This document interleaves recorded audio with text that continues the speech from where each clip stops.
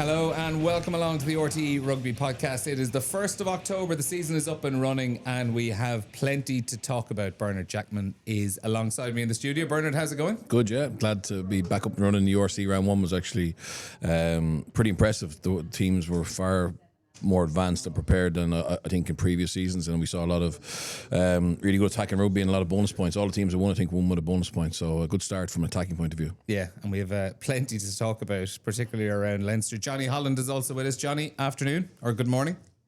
How are you? We're very, very good. We'll get straight into it. So the four provinces: Leinster 0, Stormers 35, Scarlets 21, Munster 34, Ulster 41, Dragons 21, Connacht 26, Benetton 15. They were the four URC games. We'll also touch on the Women's Rugby World Cup final as well, and we might bring up a little bit on R360, Rugby 360, because there have been some developments in that in the last 24 hours or so. But Bernard, let's jump right in. If you're talking about the four results over the weekend, there kind of is only one place to go. Leinster nilled for the first time since 2007 or 8. 2008, I think they lost 18-0 to Munster. Against Munster in September of that year. Talk about a splash of cold water in the face to start the season. Yeah, and I just mentioned the other teams who hit their straps quite in round one, which is unusual. But Leinster looked like a team who hadn't done enough in pre-season, hadn't done enough rugby conditioning. I know they played one game against Cardiff, which ironically or coincidentally they also looked quite off the pace in that. So whether they've staggered their season to peak a little bit later, whether they're using these 2 weeks in South Africa as a kind of an additional pre-season, which teams can do, but there was something was a little bit off, and I think you could see from Leo Cullen and Robin McBride and Luke McGrath's reaction afterwards. They were surprised by how far off the pace they were, and they mentioned physicality across the board, but realistically it was more than that. The every part of the game they were dominated, and this is against the Stormers team who went into that game really unsure about where their game was at. They'd had a very poor Currie Cup campaign.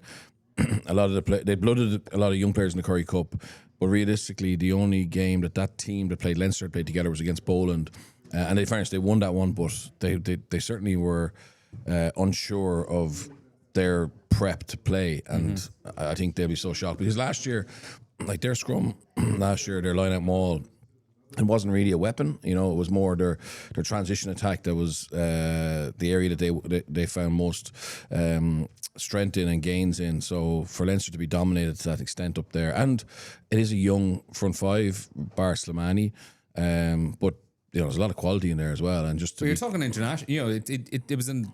You're saying it's a young front five, but it's an international hooker. It's an international loosehead prop in Jack Boyle and Gus McCarthy. It shouldn't have been that one-sided. No, 100%. Like when I saw the Leinster team on paper, I thought that's one of the stronger teams they've had in South Africa in recent years, and I definitely expected it to be a close game. So what unfolded was a bit of a shock, and unfortunately for them, there's no easy fix this weekend because they got to go to the Bulls, who, on paper and over the last couple of years, have a stronger forward pack than the Stormers. Jonny, stats can often be misleading. If you're looking at them from this weekend, just in particular around the set piece, Leinster's line-out officially secured 9 out of 12 throws and the scrum returned 7 out of 9. That doesn't really tell the full story, because on so many of those line-outs, you had balls being knocked back on Leinster's side, either by Leinster or the Stormers who were getting hands on them. You Leinster players having to dive down on it. You're losing 5 yards, you're losing collisions, you're going backwards. And then on the scrum, I think was it upwards of 7 penalties in the scrum across the 80 minutes as well. Those two elements of the game just got completely decimated. Yeah, I think in my own notes, I had Leinster at 8 penalties conceded in the scrum, which is obviously a lot of dominance for the Stormers. And then when you look at, like, line-out stats are funny, because when you look at line-outs won, you might have a high percentage, but when you look at delivery, it's a whole lot lower, and that kind of you get away with. So I think there's 3 areas of the game, like, set piece, line-out and kick battle, and you get away with any one of those being weak if you have the other 2. But Leinster didn't have any of the 3, and I think that's something I wrote about, is that they just had no platform. They didn't win any area. They didn't win the scrum, line-out or kick battle, and then they also lost the physicality exchanges. But that's not really a surprise when you think about those other 3 areas that they just lost. So it all kind of leads into the physicality of it as well, which it seems like they would have been up against it regardless. Like when you look at something like a goal line dropout to James Culhan and he got absolutely upended. That's not coming from scrum or line out. That's just a team on the up beating you physically. So I think when you don't have dominance in at least one, if not two of those three areas, you're going to be up against it, and your multi-phase attack is going to have to be off the charts, I think, to win a game like that, which it wasn't because the Stormers just seemed to be physically dominant around the pitch then as a result of all those areas too. But yeah, very, very disappointing. Like, I think when you look at the pack itself, I did kind of think about it. I didn't have worries like Bernard. I thought it was a decent team. But then when you look at, Mangan and Deeney together, Culhan at 8, and then you're kind of thinking, have they had those combinations together before?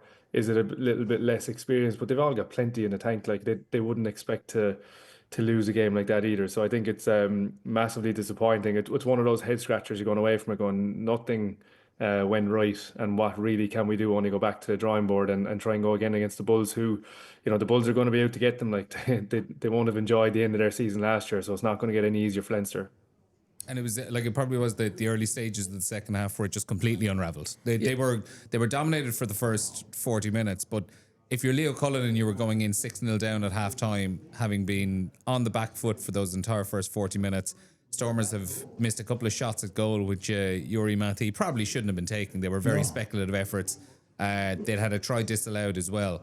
I think most coaches in that situation are going, right, we might have got away with one here in the opening 40 minutes. Now we can kind of pick up, but within 5 minutes of the second half, they've given up 3 points. They've conceded a try off that Sam Prendergast clearance that got clipped, and Sibela Sanatla broke into the 22. From there, it was just all over, and they kind of wilted. They wilted, and I think they'd be very disappointed with their ability to react to what was happening on the field. So that example that Jonny gave of Culhan getting smashed on the goal line dropout, like most teams, they had a pre-planned, 2 or 3 phase attack, and rather than actually compromise on that and just play a lower risk option, they tried to play the same play, which was a long pass into traffic, and the ball went to ground. So you basically you make another error rather than understanding Culhan is being smashed or on the back foot here. Maybe we just need to play a phase to find our shape again and actually not go follow through the whole way with what was being pre-planned. And likewise at half time, because in fairness to the Stormers brought on some young players as well. Like Oliver Reed, the loose head, is obviously very talented, but he was only 19, and that dominance lasted all the way till the end. So I would say from a scrum point of view, were they able to get the right message in as things unfolded that potentially could have turned the tide? Likewise, line out, it never really felt that they got the grips with that Stormers line out D, and everything Leinster did looked frantic. And I know it's very difficult mid-game, but that's effectively what often decides close matches. This wasn't a close match, but it certainly could have kept Leinster more competitive. So I think they'll be disappointed with that. The new combinations point that Jonny makes is it is for sure. Those 3 players wouldn't have played a lot of URC together, but we've always lauded Leinster for their ability to be able to put together scratch teams and look like they've been together for a long time. But that's less relevant for this first game of preseason, because let's remember, the British and Irish Lions players have never been going to play this game. They're never going to play round 1 or round 2. So effectively, you would imagine that this group have been getting lots of reps together at training, because effectively they have been the first choice group. So again, that's an area that they'll be disappointed at how undercooked they looked and how out of sync they were. They're still really good players, like Jack Boyle, Gus McCarthy, Rabat Slimani are all excellent players, but unfortunately on Saturday they just didn't play individually or collectively to the level that they can. Can I get both of you to talk to me a little bit about the kicking game? Because that was you mentioned it, Jonny, and it was the one aside from the scrum and line out that was really obvious throughout the course of the 80 minutes. Just how often, anytime the Stormers were sending a ball up into the air, it seemed like they were either winning it in the air through Leolin's ass or Sibela Sanatla, or if they weren't winning it, they were standing back a yard or so and a Leinster player was catching it and he was getting absolutely milled as soon as his feet hit the floor. If you're Leinster in that situation, if you're a little bit unsure about, okay, like I'm sure it's not something that can be fixed in a week, that all of a sudden our players are going to be able to jump higher and win balls in the air like that. But Jonny, like, what sort of protection can you offer around that a referee isn't going to pick up on, that's going to be a little bit subtle, or, you know, on the border between legal and illegal that you might just about get away with? How can you actually fix that in a short period of time? It's actually quite a hard one. I think like you're talking about individual skill here, and sometimes you get opposition wingers that can just claim the air, I think, and then your own wingers and full back, you're hoping that they'll win a couple of battles as well. Like so, you know, it is an individual battle that you'd like to win. Obviously, with the law changes, you're going to find it very difficult to give them any more protection. Like I see people kind of crossing over paths very, very early in the kick chase now, and maybe getting away with it slightly, but you're not getting away with a whole lot, and you are risking, if you get caught in one of those, you're going to be risking penalties and access for the rest of the game. But there's something in my own head around Leinster losing to Scarlets last year, and I think Scarlets won the ball in the air 6 times, and that's 6 possessions that you don't have if Leinster look after their own side of the ball in the air. And I think that went a long way to Scarlets beating them, although it was a bit more of a disjointed team, I think, going to Scarlets that time. But it was another example of Leinster losing the air, and then it's a huge aspect that it's hard to claim back. Like I'd be very open, like the AL final last year against Clontarf, I thought we'd win more battles in the air, and while there's many other factors in the game, Clontarf won the air, and I think it's just one more factor that went towards them winning the game. You know what I mean? So it's a really important part of the game in general, but it does sometimes just come down to individual battles. But as you said, Leinster didn't win the ball in the air. It was scrappy, and when there was scraps, Stormers won them. But also Jimmy O'Brien caught one ball in the air, and he was battered, and Penny went off his feet to give away a penalty, and all of a sudden, like, you're scratching your head and looking around going, we can't even win the ball. When we win the ball, we can't win the ball, you know. So Stormers they had a bit of I wouldn't say it was a blunt game plan, but they did the blunt things well, like scrum, line up, kick chase, scraps. They did those things very well.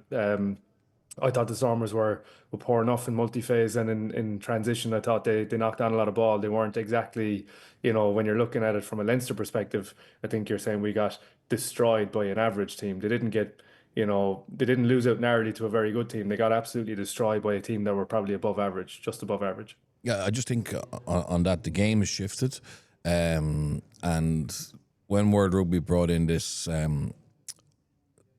clampdown on the escort, I understand why, because what was happening was Team A has a ruck on the 15, they box kick to Team B. Team B have a really good protection of that catcher. He catches it under very little pressure. Basically a shield. A shield. He catches it, but it's a very difficult ball to play off. So they might play one phase and then box kick it back, right? So that wasn't pleasant on the eye. So they took away that. They wanted these area collisions and reward athleticism, and took the risk around people falling on their back from a height. But what's happened now is effectively the advantage is with the team who kicks, right? So if you put up a kick in the air, obviously the chaser is invariably going up one-handed, okay, and is just looking to create some kind of a tap back. So a player jumping, unless he catches over his head, which you saw a little bit Ireland trying to develop that. We didn't see any examples of that on Friday night or Saturday from a Leinster point of view. So if you're going up to catch it in your chest and the ball's been kicked onto you and the opposition are coming with one hand, they are going to win more of those, right? Mm-hmm. And where Leinster really fell short was on the scraps of having enough bodies in that area where that ball comes down. So kind of like the ideal scenario is you have nearly a compass. You have someone north, you have someone south, you have someone east-west, and then you got to be hungry and have desire to win that 50-50. Now, when you look at some of those area conditions, the Stormers absolutely dominated that. It wasn't like they were catching the ball clean, but they were winning all the scraps. And the last game that I'd seen where that's been as evident, the dominance, that was Argentina against the British and Irish Lions, where they just won all the scraps. And speaking to Felipe Contaponi and Alan Kingsley, who works with him, they train scraps every day. You know, it's part of their DNA. They know how important it is. And also, you know, Jonny said the Stormers weren't very good in phase attack, which I totally agree with. But I was talking to a friend of mine that coaches their attack, and because of the way this game the game has gone in terms of those contestables, he said, we're spending less time doing phase attack. We're spending more time doing kick chase and scraps, and the attack you can potentially put in place after that type of possession, which is kind of more chaotic. And I was talking to Mike Prendergast last week, and he was saying that they really noticed against Gloucester in pre-season how much focus Gloucester put in that. And he was speaking to the Gloucester head coach, and he said, look, we've had to let a lot of kind of X factor players go this summer. So our adaptation is to be better at the kind of things that don't take any talent, if that makes sense. So I think the game is shifting that way. So if you're not, if you don't, it's like Jonny said completely. That's the third type of possession that's very important. If you aren't able to win those scraps, and Leinster's kicking game, like they were when I said there's an advantage there for the team chasing the kick. If you think about a lot of Leinster's kicks were crossfield kicks or kicks long, so they weren't getting that opportunity for Tommy O'Brien and Jimmy O'Brien, etc., to go chase them. But I also think the attitude and the fitness wasn't there, or whatever, the work rate wasn't there for the ones that were kicked on to them to get back and actually win those 50-50s. Yeah, and it'll be interesting to see as well, because like I know we spoke about maybe inexperienced personnel in the pack, but you'd probably expect Tommy O'Brien is going to be starting a lot of games on the right wing for Leinster this season, even full strength teams, with Hugo Keenan injured and Jamie Osborne now out for a few weeks as well with a hamstring issue. Jimmy O'Brien's probably going to be starting a lot of games at full back as well.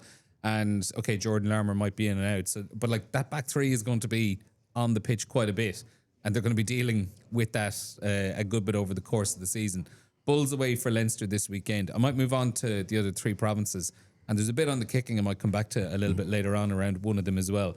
I'll throw the floor out to ye, actually. Scarlets 21, Munster 34, Ulster 42, Dragons 21, Connacht 26, Benetton 15. You could nearly bracket all three of these games together as good opening weekend results for the three provinces, bonus point wins, few little things to iron out and work on ahead of the second week. Which of those three games do you want to jump in first with? Which of those three were you most impressed with, Bernard? I was very impressed with Munster as well, when we talk about them in a second. Ulster, I kind of expected them to win, but they were very happy with getting the 5 points. For me, it was Connacht. Not so much the actual. It was the pressure they were probably under because of how much they've talked themselves up a little bit, right? Which is great. Great, because for so long there's been a kind of inferiority complex there. So they did talk themselves up around how good the environment is, and obviously off-field investments be massive. But the Lancaster effect, and I just think they needed to win. Not that they would have been okay if they didn't win, but it just reinforces everything that they've done over pre-season. But I think it's the context of how they performed. Let's be honest, the Benetton are a dangerous side, right? They can hurt you with very little possession, and they have a new change of coach as well. They're looking to be a little bit more consistent, particularly away from home. And Connacht's attack, in my opinion, has been quite good for the last 4 or 5 years or 6 years. But there was a little bit more direction to it, I thought, a little more power in some of their carries. Josh Ione obviously pulled the strings really well while he was on the field, but it was defensively, I thought they were far more interested in defending than they have been.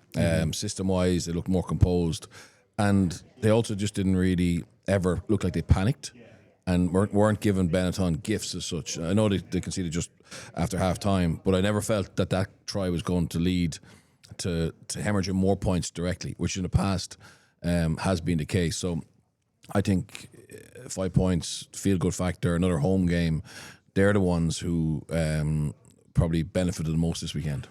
Yeah, I think one of the lines you used there that was probably the most interesting was they looked more interested in defending than they have been previously. And Jonny, I think that was something that Stuart Lancaster has been hammering home over the course of the last couple of weeks when he's been doing media, that as good as they were attacking wise, they were leaking just some dreadful tries over the course of the last season as well. And I know, Bernard, you would have spoken a lot over the last year, so that like at times you really, really you have to want to defend. You have to really, really want it.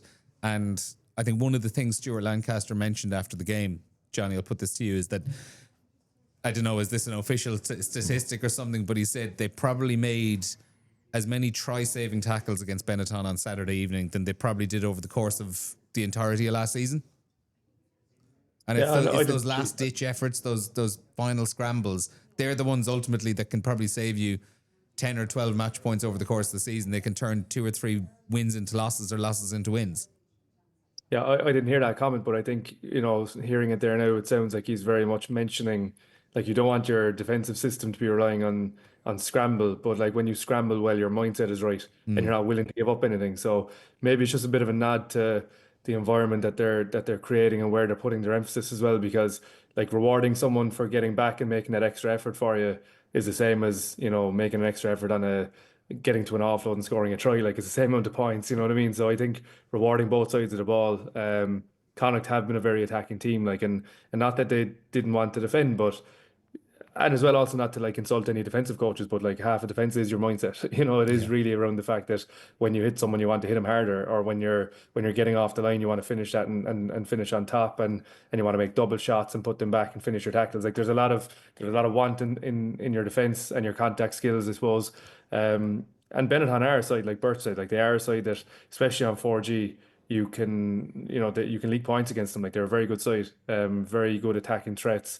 And when you look at even someone like Menoncello in the middle of the field, like, he's an animal, and obviously he had moments to get them through contact and that offload around the corner to line and a few bits and pieces. Like, they do have it in them, but the fact that Connacht, I think, won the physical exchanges. I think even if you look at how they selected their back five, they had a line out option to secure and disrupt possession, and the rest of them are just bruisers, like, so maybe they are putting a bit of weight in the fact that they're going to have to bring a bit more power, and they're going to have to win some physical exchanges, because like they play on a 4G very often. The 4G pitches they're made for attacking rugby. Momentum is easy, go forward is easier. So having to make sure that you do more to stop the opposition when you play on that 4G is going to be crucial for their winning. And Lancaster is astute. Like, I think he knows that the ledger has two sides to it. Like, you can score points, but you can stop teams from scoring points as well, and win games. So it's an impressive start. To be fair, they were very much in control. I think Josh Ioana's injury is unfortunate, because he was on top of the ground, wasn't he? He was causing trouble, so that's disrupting for them. But they were very good. I think, Jonny, you mentioned there that we all saw Connacht as an attacking side. I thought it was really interesting last week. John Muldoon said probably over the last year we've been spending 70% of our time on attack, 30% of our time on defence. And if you're Scott Fardy, who was the previous defence coach, that's harsh when you're the one who is having to stand over conceding points every weekend. But that often happens, and it often happens to inexperienced coaches who can't fight for time. Like, it would never happen to Sean Edwards. Trust me, I saw it in Wales. Even with Warren Gatland, it wouldn't happen to Jacques Nienaber. But what the beauty of Connacht, and so unusual, is with Lancaster effect, is I actually don't know any other head coach in the URC who is as hands-on and responsible for both. Yeah, attack and defence. Yeah, he's taking both. Yeah. So I just gave an example of a young coach maybe not being able to get enough time. And that's a quote from John Muldoon. I'm not sure if it's theoretically if it's 100% correct, but it gives you an idea of the shift, right? But like, today's Wednesday, on Monday morning, and every Monday morning, Stuart Lancaster would have to get up, and whether it's an hour review or a 30-minute review, half of that will be on defence, right? So if you're going to have to stand over it and are responsible for it, human logic would tell you that you're going to give it due time, right? And it's interesting, Stuart was quick to talk about the try saving tackles. I was in the press room in Scarlets, and Clayton McMillan was being interviewed, and everybody wanted to ask about Brian Leeson. Okay, all the journalists, Brian Leeson, because he's a shiny new tie or whatever, and he was very impressive. And we'll talk about we it will later. in a second. So, but he couldn't stop talking about Jack O'Donoghue. Yeah. So again, it's just like you will get what you prioritise, and if Clayton McMillan and Stuart Lancaster are searching for players who will scramble and make last ditch efforts, invariably that will rise in their team. And I suppose if you're a new coach, Johnny, those scrambling efforts, those signs of absolute last ditch efforts on the opening day of the season as well. Like, it's not as if season is on the line at this stage, but those signs are kind of, I imagine they're the foundations that you can kind of build the team on. Yeah, it's very encouraging when you get that quite naturally. Round one, as you said, can be a bit more comfortable at home and everything else. But if you have that kind of fight, it's very hard to teach that. You can go through tactics and decision making all you want, but if you don't have that fight, and fellas, I think it also is very encouraging as a coach, because you've got buy-in, and when you've buy-in, everything feels good. When you lose, you can come together and chat it through, and you've got trust. I think it shows a lot of those kind of buy-in, trust, team spirit, all those kind of things, that it's very hard to look for them. If you've lost a game and you don't have any of those, you really are worried. But if you lose a game and you show a lot of fight and a few things go against you, at least you can fight again next week. Like, so it's very hard to teach that. So I think it's quite pleasing from a coach's perspective when you get that, because as I said, I think the players trust you, want to impress you, and it's probably half the battle for Lancaster building his environment as well. And final point on Connacht then, like, there's plenty of scope because there are, personnel-wise, there's still a lot of players to come back into that group. You've your three lines, Bundyaki, Mac Hansen and Finlay Beelum. But you also have Jack Ainger in there. He still has to come back, played with Ireland in the summer. You Sam Gilbert, the new signing, to come in, Dennis Buckley, Matthew Devine to throw something in at scrum half as well. Cian Prendergast only played off the bench at the weekend. Like, that match day squad that they put out at the weekend, that can be improved further as well over the next few weeks. Yeah, and they'll need those players because of injuries and maybe loss of form, but that's pleasing. I was more focused on or more heartened by Sean Nocton playing at fullback. I mean, most of the rugby I've seen him play is at 10, at half. He's got a massive kicking game.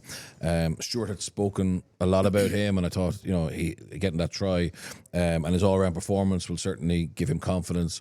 And then Fiachna Barrett off the bench. He's a big boy. He's a big boy. He looked really explosive from Belmullet in County Mayo. Was a back row, converted to pro. I don't know how he was back row that size, but he looked really explosive.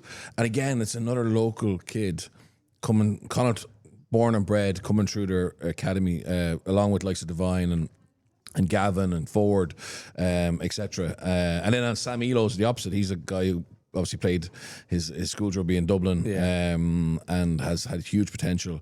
And I thought Saturday was his coming of age game, really. He just showed all the athleticism and power that we've all been waiting for. So again, with Finlay and with Ainger, it's nice to have another tight head prop who's showing lots of potential. Yeah, so that's Connacht 26-15 winners against Benetton. They're playing Scarlets on Saturday afternoon. Let's move on to Munster.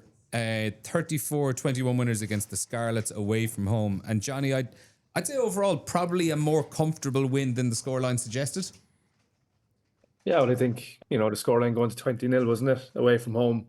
Scarlets are a decent side. I know Welsh rugby has been up and down, but Scarlets have been pretty good. So the fact that they controlled the game early on, I think they'll be very happy with that. And there's obviously, some areas of the pitch to be very happy. Brian Gleeson, he's been kind of, I know he's still young, but he's still been knocking on the door for 18 months, and people are very excited about him for a long time. Like, came out of school and went straight into Garryowen in 1A, and he's a big pony, So it's he's an exciting player, especially when the game is gone. I was looking at Ulster's team, and you go back to that in a second, but when you need powerful players around certain areas of the pitch, especially when you get into the 22-meter attack and things like that. You need powerful players, and Brian Gleeson certainly one of them. But Dan Kelly and Nankyville in the middle of the pitch look to be well gelled, and that's another one for them. I think there might be a bit of an injury list hitting Munster all of a sudden this week, which is unfortunate for them. And JJ Hanrahan's out as well, isn't he? So, or possibly out, had to go off at half time. So they'll go through the usual worries, I think, at this time of the year, and a couple of too many injuries, but they certainly hit the ground running, and be very glad of their performance, away from home.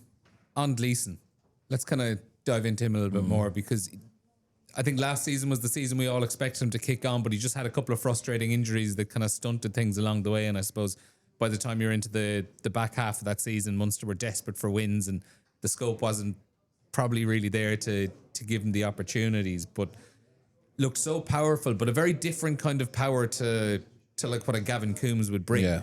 He seems to, it was a more dynamic power. There's more speed to it, almost in the kind of, I'd say, the Henry Pollock bracket without Henry Pollock's kicking and all, maybe some of the fancier stuff. But like, that break was out of this world off the back of the scrum, throwing people off from left, right and centre. It was a real all-action performance from him. So impressive. And look, if you can't play professional rugby anymore unless you're a good athlete, right? But there's certain qualities that make a difference. So you can have mass like Will Skelton, and that mass can have an effect in terms of winning collisions, but they're so rare. There's not many. Unio from La Rochelle, there's not many people who are just 15 kilos heavier. And then the differentiators are people like Pollock, as you say, who has outstanding pace and footballing ability, or Gleeson, who just moves so well. And the standout moment was that break from the scrum in zone 22. But in general, I thought every time he carried, he was asking a lot of questions of Scarlett's defenders. So he just looks like a Rolls Royce in terms of his athleticism. And I know he's been highly touted for a long time. He's still very young. But the qualities he have, are qualities that are needed at Champions Cup level to win a game at international level. So I think his ceiling is incredibly high.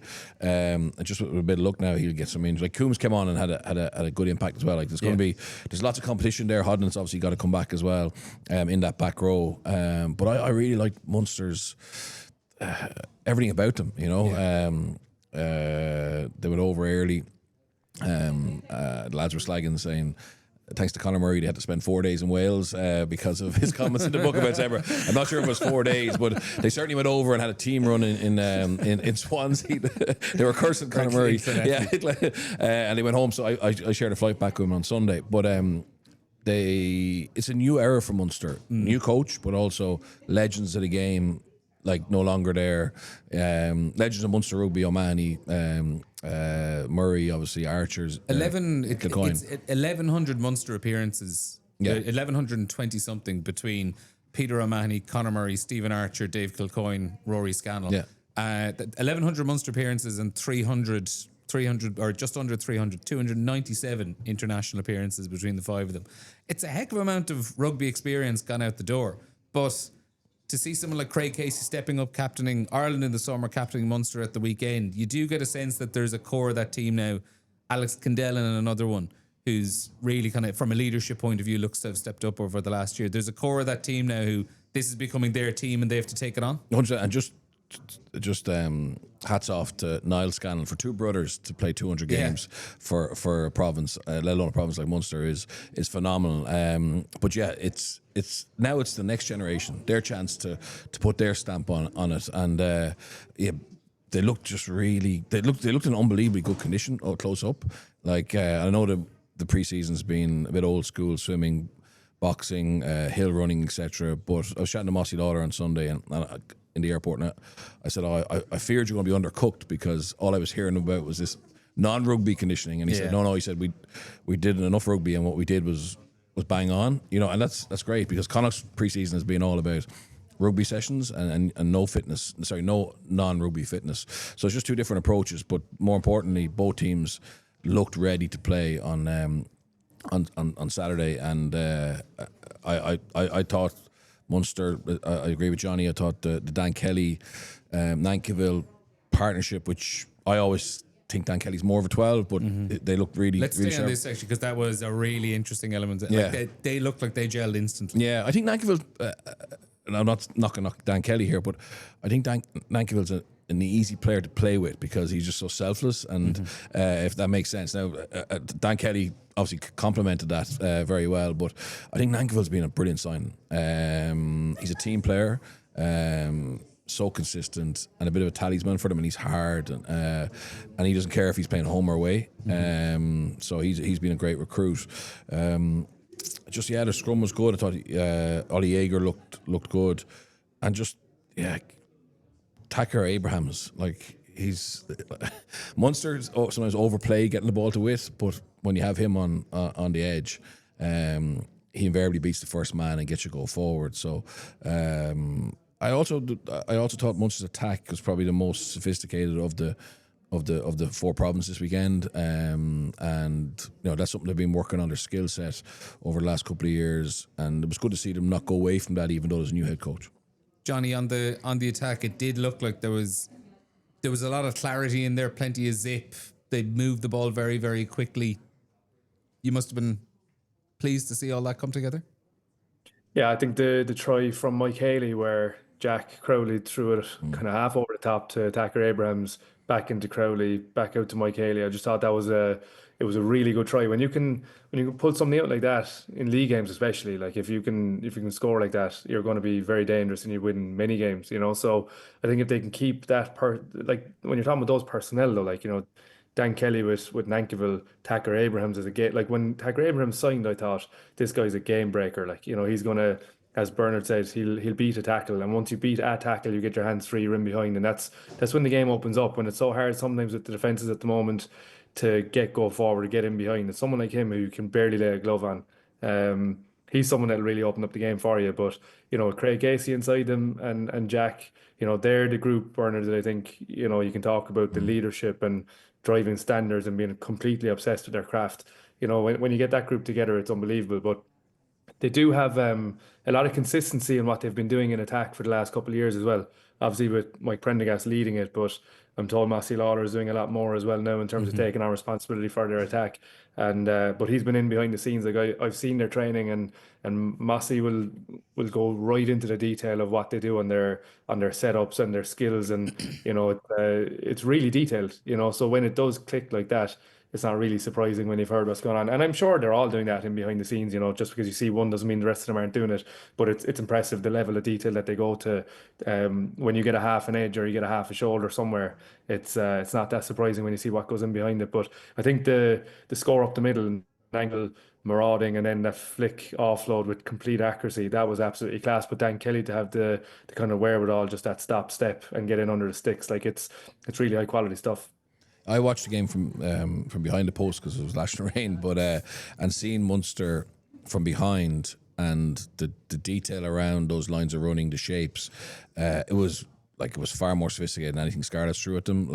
And I don't disagree with Jonny that I actually don't think every team put as much time into or thought into it. Like Leinster's attack example isn't anywhere near as developed in terms of the detail around it and the shapes or the phase attack. They have other ways to win the games. There's lots of ways to skin a cat, but Munster's definitely is very intricate. And when you get the likes of Takir Abrahams, Calvin Nash when he goes back, and Daly, etc., into space, they have some firepower. And then if you can just get that athleticism in the forward pack up, and they still have to prove that they have more depth behind the likes of Archer, etc. But certainly the squad they put out at the weekend was very strong, and it was only 13-0 at half time, but you felt the Scarlets had to work so hard to just stay in the game that it was going to take a monumental effort for them to win it. And then obviously when Crowley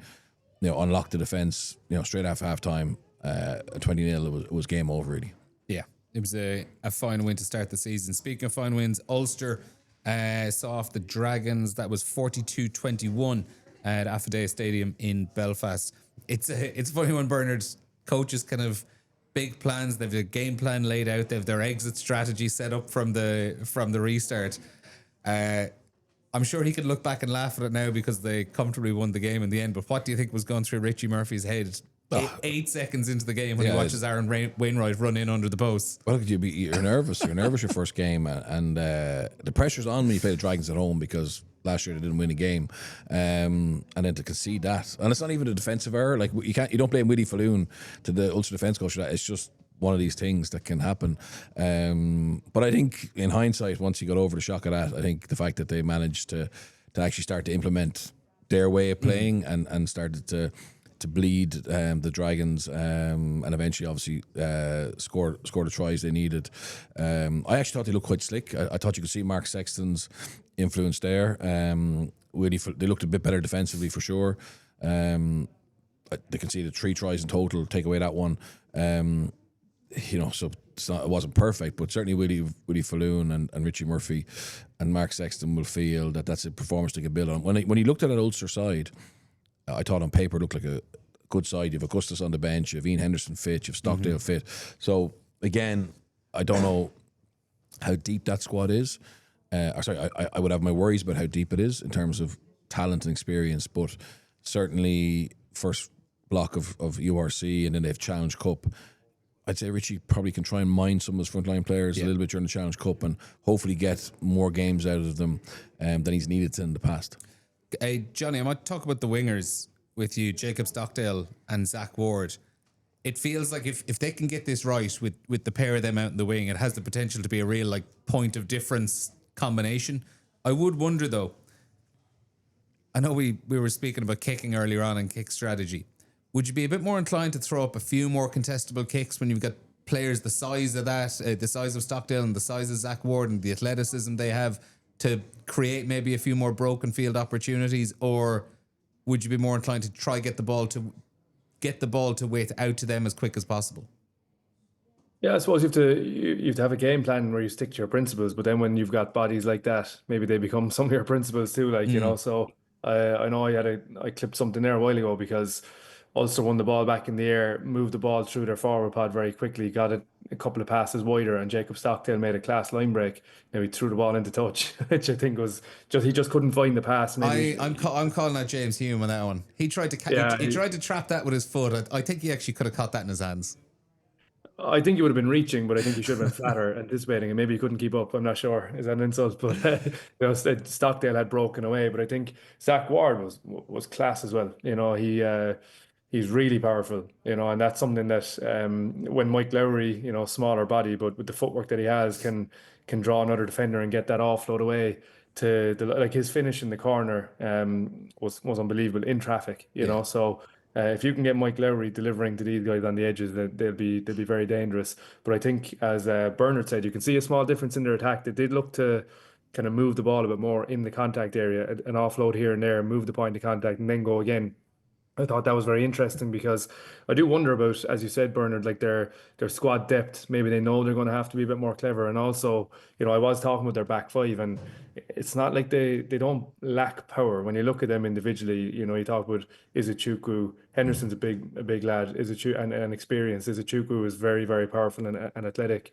Harry Sheridan, Dave McCann, they're all, they've got a lot of power individually, but when you look at them like with the size of other packs, they're not a huge pack either. So they do have to be very clever how they play the game, and that's why I was impressed with their 22-meter attack and how effective and efficient it was, because they were together, they were in numbers, they were latching, there were nice tight carries, moving the ball a small bit, and that's the part I was probably most impressed with. Yes, they had a bit of backline flair, if you want to call it that, and they moved the ball a bit, but when they got in there, they were effective, and that's something you can really work with. Now, to Bernard's point, you lose a couple of bodies, and all of a sudden you don't win the exchanges and the tight carries in the 22 and all that, but that's just the nature of Irish and provincial rugby at the moment. I think all the contracts got cut, but Ulster certainly look like they've been affected a bit more. You get Augustus onto that pitch as well, and you got another point of difference. So they certainly have something. I think it was really good.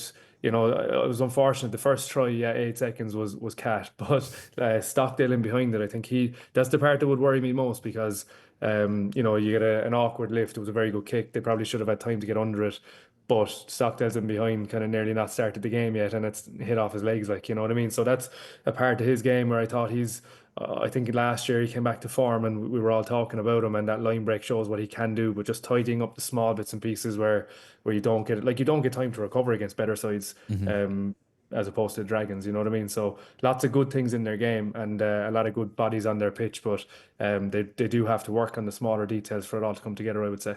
Yeah, and just on the Dragons should be a lot better this year than they were last year, so that form may end up being stronger as the season goes on, and we may see a different Dragons team. They've recruited quite well, bringing back likes of Wyn Jones, bringing Seb Davies, bringing Thomas Young across from Cardiff Blues, and obviously, and the worst time to play them is early, when they have maybe belief coming out of pre-season. So the pressure was on Ulster to win, and obviously getting the 5 points is ideal, but maybe conceding those 2 other tries is understandable, because the Dragons are going to be a better side this year.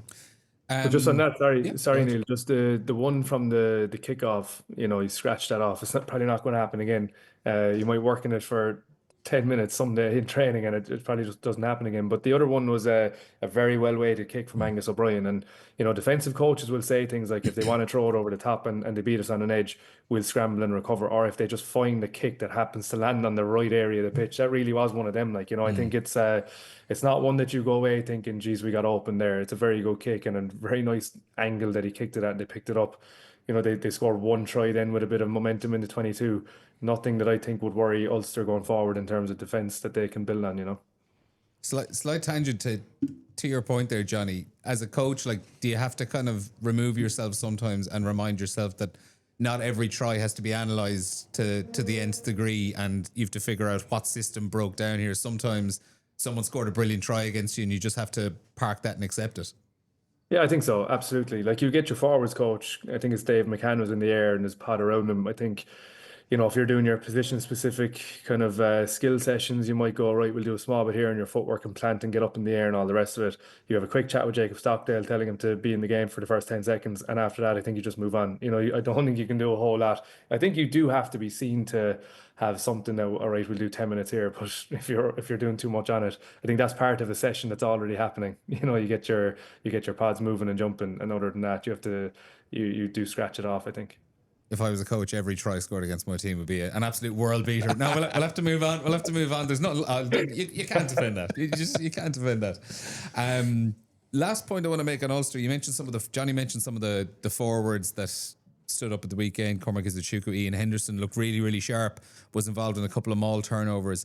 I do want to mention Tom O'Toole though. I thought he was fantastic. Yeah. Had a cracking scrum battle going throughout the game while he was on the pitch with Wyn Jones. A couple of afters every now and again seemed to be a bit of an edge to his game. Won a big jackal penalty at one stage as well. Distribution wise was getting on the ball and pulling some nice passes out, and had a couple of nice carries in there as well. Was contributing in a lot of different areas of the pitch, and I think he's a player who hasn't kicked on in the last maybe 2 years or so, and maybe it's because the Irish coaches have kind of dabbled with trying to get him over to loose head every now and again, but Ulster seem intent on keeping him at tight head. It has the potential to be a big season for a player like him. He started it really, really well on Friday night. Yeah, he is a player that lots of people have seen a huge potential in for a long time. I remember Andy Farrell brought him in as one of his development players, like kind of before Ulster were even giving him any game time, because he has a huge amount of power and athleticism, and just we have to understand that sometimes those front rowers develop a little bit later, but the time you put into him over the last 3 or 4 years will pay off, and I think this could be the year where he comes of age. Obviously, they have Augustus is a big signing, but Angus Bell comes after November, and that'll give him a loose head that he can spar with at training, but also maybe gives him a bit more stability on the other side of the scrum, and that experience in Nous. And Jimmy Duffy's doing a good job with their 4-pack, and again he's someone who worked with Richie before, but has travelled to improve his craft. So O'Toole certainly, I would be surprised if he's not very much pushing towards the Irish team as well, even off the bench as an impact player. Obviously, it's going to be difficult with Furlong and Beelum, but age profile wise, he's one of those ones coming hard from behind. Yeah, and I just think with age profile at tight head for Ireland at the moment, like it's nothing against Tadhg Furlong and Finlay Beelum, but they are hitting that mid-30s bracket, and sooner or later someone needs to be putting pressure on them. So that one's going to be interesting to see. Let's move on to the Rugby World Cup final. England 33-13 winners against Canada. England, they finally got over the line after their pain of 2017 and 2022. We were, like, this time last week when we were talking on the podcast, we were talking up Canada. We thought they'd give them a really, really good rattle. In fairness to England, had their best performance at the tournament when they needed it most. Yeah, by a mile. They were incredibly impressive, incredibly dominant, and made Canada look bang average, which they aren't. Like, Canada are a good rugby side, but I just thought England just peaked at the right time. All that pressure they're under, they rose to the occasion, and like it was nearly flawless in terms of dominance, particularly that set piece. They just put a squeeze on Canada and really starved them of any of the type of possession that Canada can turn into something positive. So look, Canada were the fairy tale story, but realistically over the last 7 or 8 years, you'd have to say this English squad deserve to be world champions, and they have invested the most in the game. And there was an unbelievable World Cup in terms of crowds and atmosphere and quality of rugby, and to be fair, England didn't play their best, I didn't think, throughout most of the competition, but certainly in the final they were clearly the best team. And I think that it says a lot about the team, in fairness, Jonny, that they had tripped over at the final hurdle a couple of times previously. They had swept everyone aside for the years before that. They got to the World Cup and had been yet to put in that 80-minute performance throughout. It does say a lot to the mentality of the players that when it actually got down to it, they were able to put in their best performance of the competition and get the job done. It's probably more impressive than I'd say just beating a Canada team that never showed up. Yeah, and it's a home World Cup and a lot of pressure that comes with it. Like we spoke about early on in the tournament, like that, France in the men's game with a home World Cup as, maybe not overriding favourites, but had a very good chance and they fell short. So there's a lot of pressure that comes with that. I actually met Dennis Fogarty up in Lansdowne at the weekend, and he was enjoying Has he dyed the hair again? Has he dyed the hair again? I didn't see the hair being dyed. He actually No, didn't. it's grand. I was wondering, had he been given any kind of a forfeit from the team or something like that? Were there any bets on the go? He's standing up for himself now, I think. But he had a Guinness in hand, which means he's back to his best. But no, he's. I was chatting to him, and the game was on in the background, and he's just said, like, the power that they have, and I think it's interesting from inside when, you do back yourself to beat any team on your day, and you can put a game plan together and all the rest of it. But you do feel like that English side, they're fully pro team, aren't they? And the structures and systems, as Bernard has said, and what they've put into the game, they are leading the women's game, like, and everything came together for them to win the World Cup at home. But they are a very powerful side. They're very structured in how they play at times, but they've no weaknesses across the pitch. And then a little bit of X factor like Ellie Kildun with a bit of a hitch kick and through the defence, and it can be quite easy for them at times, like, but they did still have to put it together. They were obviously favourites in Canada. I've seen, the warm-up game with Canada against Ireland, and they showed what they can do against different opposition, and they really can open up. They play a really attacking game, and their handling is slick, and they've got some good players themselves. But England are a dominant force in the women's game, and I think no one could argue with them deserving to win it. But also, that's probably the prediction that most people would have had before the tournament. Yeah, they're the dominant force. But Bernard, do you think the gap is ever so slightly getting smaller? Ever so slightly. Yeah. Because I might even rephrase it. Yeah. Is there a more competitive bunch just below England? Yes. There's probably a larger group who are trying to catch up. Yeah. I would say. It'll obviously take a while. Yeah, like I know, speaking to Doherty Wall during the Women's World Cup here, she's unbelievably optimistic that by the time the next World Cup comes around, that Ireland will be right up there, and that's what we need. But I think obviously there's still, you're hearing some of the stuff coming out of Scotland and Wales. There's still a lot of work to do just to give everyone the support they need to just crack on and be able to go into a rugby training session, a rugby season, believing that they have everything they need to drive it on. England have had that for a long time, and look at how dominant they are now. Yeah, it's gonna be one to watch, particularly for the Six Nations next year, with Ireland playing a game at the Aviva Stadium. Before we finish up, I want to talk as well, just something that's kind of cropped up in the last day or so. More developments and kind of news around what this R360 Rugby 360 competition is going to look like. Plenty of reports in Australia over the last day or so. Most of the news seems to be coming from the Southern Hemisphere at the moment, that up to 10 NRL Rugby League players are defecting and going to go join this competition. But we've kind of got details in the last day or so of what it actually will look like when it's going to happen. So the inaugural season apparently will launch on October 2nd of next year. There'll be 6 male teams and 4 female teams. In 2027, which is the World Cup year, the 12-event competition will run from April to September and include semi-finals and finals. In 2028, it'll go up to 16 events running from April to September. Franchise locations expected to be London, Miami, Tokyo, Dubai, Boston, Cape Town, Lisbon and Madrid. Players will be granted full release to play international rugby. There'll be a player draft held in July where players will be assigned their teams. What I find interesting about all of this, Bernard, they're laying it all out, but the biggest news we seem to be getting is of rugby league players going, not of rugby union players going. Yeah, I think the reason this is back in the press is that yesterday or the day before, they triggered the pre-contracts. It's still not legally valid, so if you've got a contract, if you're Antoine Dupont and you've had a pre-contract of 1.5 million a season, I think it's pending World Rugby approval. But for me, this is the rugby version of Fire Festival.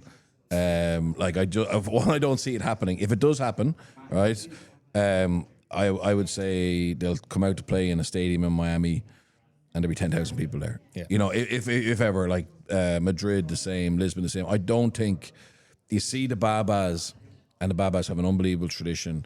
But the majority of people go to see Babas v England because they're English fans and they want the novelty of the Babas. Would you go to see the Babas against the Penguins? You know what I mean? And that's the Penguins are an invitational side. Sorry. That I played for, whatever. But it's like I don't see how you would build a business model on this. The two interesting things for me was that effectively it looks like they've found Saudi money, oil money. So the teams we registered, the United Arab Emirates, that for the last year they've been trying to sell these franchises to billionaires. Yeah. Okay. And the scary thing was, the interesting was they hadn't ever been able to say, we've sold this franchise to this NFL owner or whatever, right? So now it looks like the company's going to be based in the United Arab Emirates. I still don't think World Rugby will sign off on it. I think this is a dead duck. But in fairness to them, they're continuing to push ahead. It's easy to get players to sign pre-contracts if you throw a huge amount of money on them when there's no risk. There's no risk, the contract isn't worth anything bar the hassle and the legal fees to get it wrapped up. The other thing that they've interestingly said is the players will own their IP. So basically, players will own their intellectual property and they will use that as a big selling point. And that basically this whole rugby competition will increase their exposure around the world and lead to endorsement deals and all that stuff. So players will fall for that, I think, and be interested in that. The last thing is players can choose their own country of residence and won't be asked to reside in their franchise location. Again, players would like that idea of being able to pick wherever, Miami or Boston or Dubai. So the players will sign for it, but my fear would be that two things: World Rugby won't sign off on it, and then if they do, that within a year or two it'll just blow up. Because I don't see the figures being there in terms of fan engagement or following. And Jonny, to put it to you, the one question that I've had throughout all of this that is yet to be answered is why is R360 a good thing? What will it do? What will it do for rugby aside from? And I've no issue with players earning large amounts of money, but the only thing they're selling this with is the players are going to earn so much money. There seems to be nothing in this for the person who actually. There's no thought no thought put into anyone who actually wants to watch it. Who's got they've used the example of the IPL, the Indian Premier League in cricket, so often, and how this is this franchise league, and it's like a traveling circus kind of a thing. But they're ignoring the fact that the Indian Premier League is in India, which has a population of 1 billion or so people, and cricket is a religion in the country. Cricket isn't a religion in Miami or Boston or Tokyo or Dubai. Yeah, I fully agree, and I think the money isn't sustainable money. Like, they're getting money from people to pay for it to get up and running, to get players in, and you're not talking, as Bernard said, like sold out stadiums, not yet anyway. Like, you're not talking about self-sustainable practices in terms of finances to keep these people in the game. And then you look at the international bodies, like I think Australia have come out and said they won't be picking anyone that plays with R360. So like all of a sudden pre-contracts are starting to dwindle, and if the rugby bodies don't back it, then you're going to get retiring professionals or people that, you get a country like South Africa, maybe they'll offload someone that's earning big money, keep them happy for 1 to 2 years, and off they come back to a World Cup squad. Maybe you get things like that where countries will play it quite cleverly, but at the end of the day, I don't know. I like the fact that rugby is trying to do something to develop and make it more sustainable over the long term, or make it more, like everyone knows the rugby clubs lose money, and I don't know how like in Ireland, we know the RFU bears the brunt of a lot of that.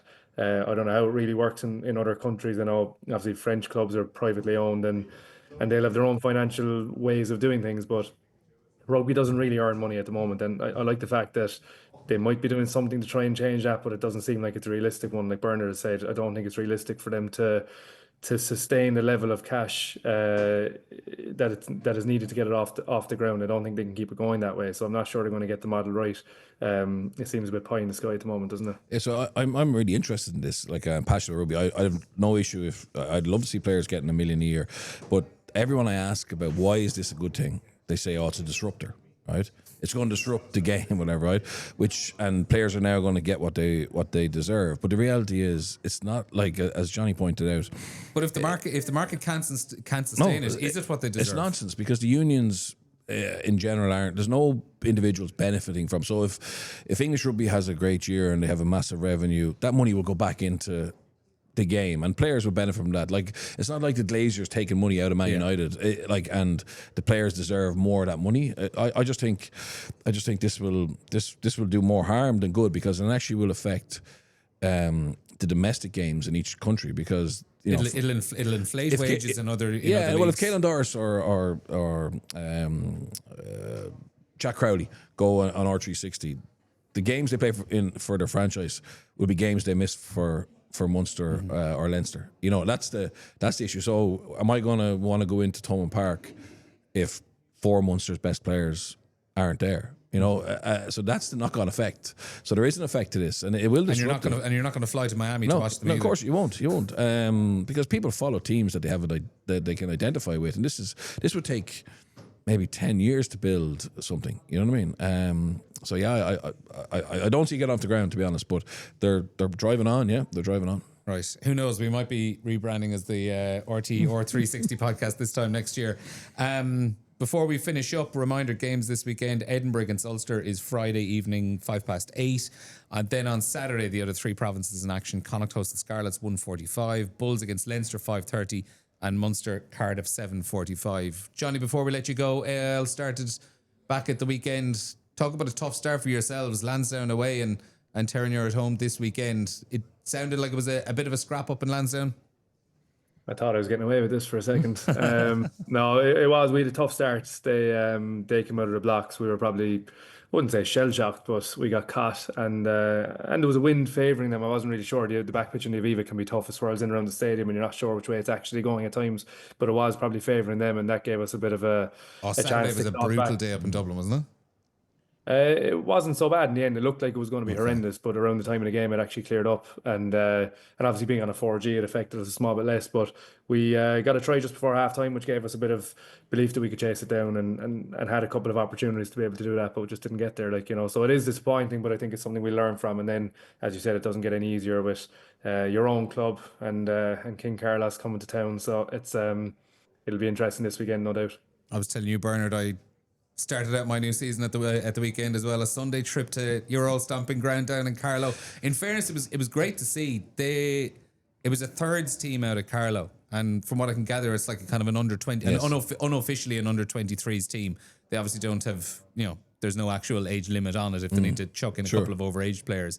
But for a provincial town like that to get a thirds team out playing in a Leinster League game on a weekend, very, very good to see. Yeah, it's brilliant, and they beat us as well. Yeah, obviously. It's a nice it's a nice way of keeping your under 20s potentially together for a year or two more. Like, that's the key for all clubs, is just participation, and how can you make it attractive for people, and being able to play with their friends is a key part of that. So yeah, it's great to hear. I hope they give you a good shoe now, a good welcome to Carlow. They did. I can just about lift my right shoulder up there. I'm not sure I'll be out training this evening. And the more of these under 23s teams that crop up, it's bad news for me at the age of 35 stomping around there. It was a nice good grass pitch though, rather than an artificial surface, which was great. Fellas, thanks a million for joining us. We'll check in with you again very, very soon. Enjoy the matches of the weekend, and we'll be back to you this time next week on the podcast. Speak to you then.